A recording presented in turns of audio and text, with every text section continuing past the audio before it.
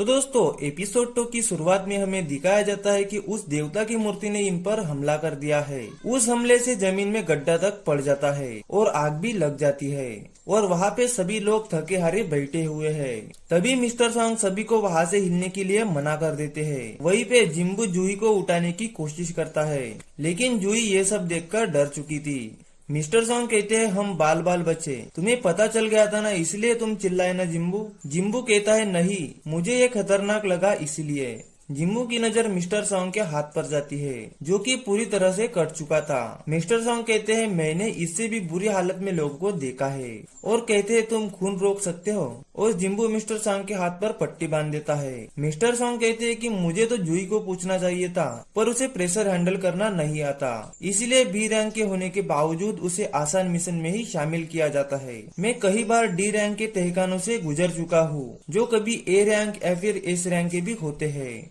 Mister song कहते हैं तुम्हें कार्टन मंदिर के नियम याद तो है जो वहाँ पट्टे पे लिखे हुए थे। पहला देवता का सम्मान करना, दूसरा देवता की तारीफ करो और तीसरा अपनी भक्ति साबित करो, और वो इन नियमों को नहीं मानेगा वो जिंदा नहीं बचेगा। मिस्टर सॉन्ग जिस देवता की बात हो रही है कहीं वो देवता ये तो नहीं। 10 साल से भी पहले ऐसी सुरंगें जिन्हें हम गेट्स कहते हैं ये सामने आने लगी, जिसने हमें एक दूसरे डायमेंशन से जोड़ दिया और सुपर नेचुरल घटनाओं का सिलसिला बढ़ने लगा। कुछ लोग दानवों से लड़ने के लिए खुद को काबिल बना पाए और जिन्हें हम हंटर कहते हैं। इनका काम उन दानवों को हराना है जो इन तहखानों में होते हैं और गेट से निकलकर इस दुनिया में आते हैं। तीन हंटर की शक्ति जागृत होने के बाद कभी खत्म नहीं होती, लेकिन कभी कभी इनको भी गेट्स के दूसरी तरफ ऐसे दानव मिल जाते हैं जो डर के मायने ही बदल कर रख देते हैं और उनसे लड़ने में आपकी कोई भी मदद नहीं कर सकता। सीन चेंज होता है और हमें स्कूल को दिखाया जाता है। एक क्लासरूम में दो लड़कियों को देखते हैं जो एक दूसरे से बात कर रही थी। इनमें से बड़े बालों वाली लड़की का नाम जिना था। दूसरी लड़की जिना के भाई के बारे में पूछती है, तुम्हारा भाई हंटर है ना? जिना कहती है हाँ, मेरा भाई ई रैंक का हंटर है और हर वक्त चोटे ही खाता रहता है। अभी कुछ दिन पहले ही पट्टियां बांधकर आया था। जिना पूछती है वैसे तुम क्यों पूछ रही हो? वो लड़की कहती है बस ऐसे ही।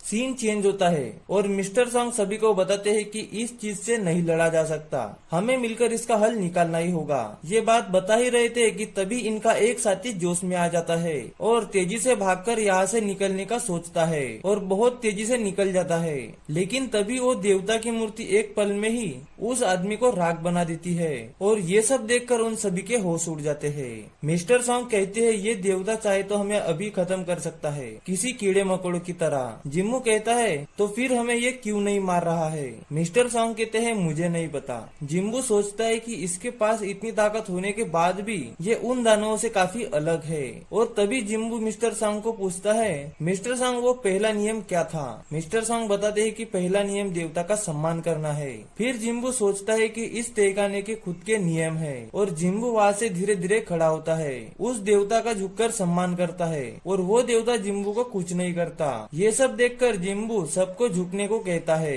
लेकिन उसे सभी पागल समझते हैं। पर मिस्टर सॉन्ग सभी को बताते हैं कि झुककर सम्मान करना है और सभी लोग झुककर उस देवता का सम्मान करते हैं और वो देवता सभी को कुछ नहीं करता और एक इविल स्माइल देता है। ये सब देखकर उनका एक साथी बहुत ही खुश होता है और खड़ा हो जाता है। उसका साथी उसे शांत रहने को कहता है और वो देवता कुछ नहीं करता। तभी लोग खड़े हो जाते हैं, लेकिन तभी वो देवता सिंहासन से उठ जाता है और उन पर हमला कर देता है। मिस्टर सॉन्ग जिम्बू से पूछते हैं कि तुम्हारे पास कोई प्लान था या नहीं? जिम्बू कहता है मेरे पास कोई प्लान नहीं था, लेकिन जिम्बू सबको दूसरा नियम बताता है कि दूसरा नियम देवता की तारीफ करना है। उसके साथी बोलते हैं लेकिन ये कैसे होगा? फिर उनका एक साथी सामने आता है। मैंने बहुत सारे संस्कृति के बारे में पढ़ा है और उन सबका तारीफ करने का तरीका एक जैसा होता है और वो आदमी उस देवता के सामने झुककर बैठ जाता है और वो देवता उसको अपने पैरों के नीचे कुचल देता है। ये सब देखकर सभी के होश उड़ जाते हैं और सभी लोग इधर उधर भागने लगते हैं। पार्क नाम का हंटर एक मूर्ति के सामने खड़ा हो जाता है, लेकिन वो मूर्ति उसे 2 टुकड़ों में काट देती है। दूसरी तरफ जिम्बू भागते हुए सोचता है कि इस शैतान की तारीफ करूँ तो करूँ कैसे, और इधर उधर देखने लगता है। तभी एक मूर्ति पर जिम्बू की नजर जाती है जिसके हाथ में बाजे है और सभी को बाजे वाले मूर्ति के पास जाने को कहता है। मिस्टर सॉन्ग और उनका एक साथी उस बाजे वाले मूर्ति के पास जाते हैं और वो बजने लगती है। जिम्बू और जूही एक मूर्ति के पास जाते हैं, लेकिन वो मूर्ति कुछ नहीं कर रही थी कि हम दो लोग हैं, शायद ये इसलिए बज नहीं रही है। जिम्बू जूही को रुकने को कहता है और दूसरी मूर्ति के पास जाने लगता है। तभी वो देवता की मूर्ति जिम्बू पर हमला कर देती है और जिम्बू गिर जाता है और दूसरी मूर्ति के पास पहुंच जाता है, पर वो मूर्ति जिम्बू पर हमला कर देती है और अपने हथियार से जिम्बू का एक पैर काट देती है। देवता उसे कुचलने ही वाला था, लेकिन जिम्बू हार नहीं मानता और बाजे वाली मूर्ति के पास रेंगते हुए पहुंच जाता है और वो देवता उसे कुछ नहीं करता और अपने सिंहासन पर वापस बैठ जाता है।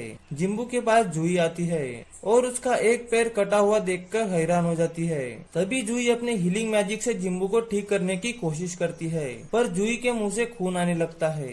जिम्बू के सभी साथी जिम्बू के पास आते हैं और जिम्बू की हालत देखकर सभी डर जाते हैं और एक दूसरे से लड़ने लगते हैं। तभी मिस्टर सॉन्ग सभी को रोकते हैं और कहते हैं यहाँ आने का फैसला सभी का था। जमीन के नीचे से एक पत्थर आता है। जिम्बू पीछे से सभी को बताता है कि ये एक बलिस्तान है और यहाँ पर हमें अपनी भक्ति साबित करनी है और यही है तीसरा नियम। किम नाम का हंटर अपनी तलवार निकालता है और मिस्टर सॉन्ग के गले पर तलवार रख देता है।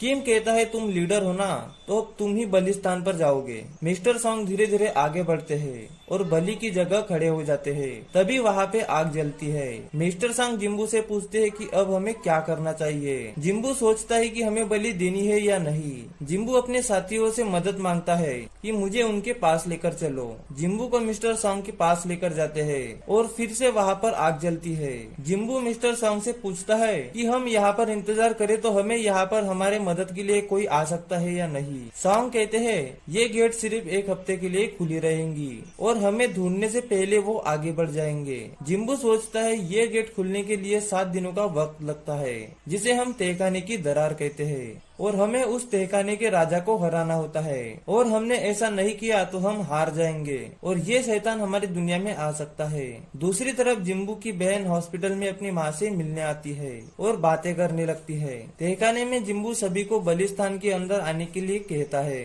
सभी लोग तहखाने के अंदर आ जाते हैं। उस गोले के बाहर नीली आग जल जाती है और तहखाने का दरवाजा खुल जाता है, पर वो सारी मूर्तियां हिलने लगती है और उनके पास आने लगती है। जिम्बू सभी को बताता है कि उनके आंखों में देखो, ये बचपन के खेल जैसा ही है। फिर सभी लोग मूर्तियों के आंखों में देखने लगते हैं, लेकिन उनकी एक साथी बहुत डर जाती है और वहाँ से वो लड़की भाग जाती है, पर उसे कुछ नहीं होता। ये सब देखकर मिस्टर सॉन्ग जिम्बू से पूछते हैं ये क्या चल रहा है। जिम्बू कहता है कि ये हमारी भक्ति परखने की चाल है। फिर भी उनका एक और साथी वहाँ से भाग जाता है।